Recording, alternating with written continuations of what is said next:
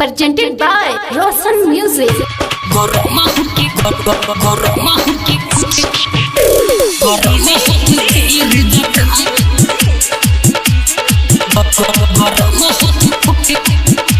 goroma huki irijata अरे लोसर पसर दुनु करता जो बनावा पिया बाड़े बहारा ना लागो तवे मनावा बाड़े बहारा ना लागो तवे मना अरे लोसर पसर दुनु करता जो बनावा पिया बाड़े बहारा ना लागो तवे मनावा चढ़ल जवानी खाली छोड़ो तवे पानी अब सहलो ना पीर जाता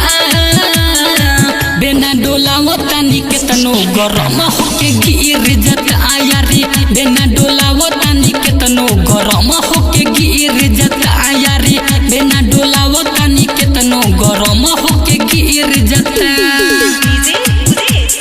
गरम होके Roshan Recording Studio. गरम होके गरम होके गिर जाता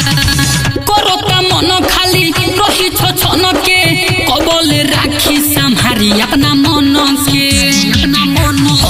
करता मन खाली रही छन के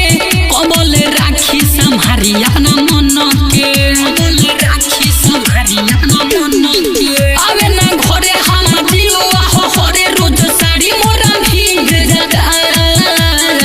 बेना डोलावो तानी केतनो गरम होके गिर जाता यारी बेना डोलावो तानी केतनो गरम होके गिर जाता यारी बेना डोलावो तानी केतनो गरम होके गिर जाता गरम होके गरम होके गिर जाता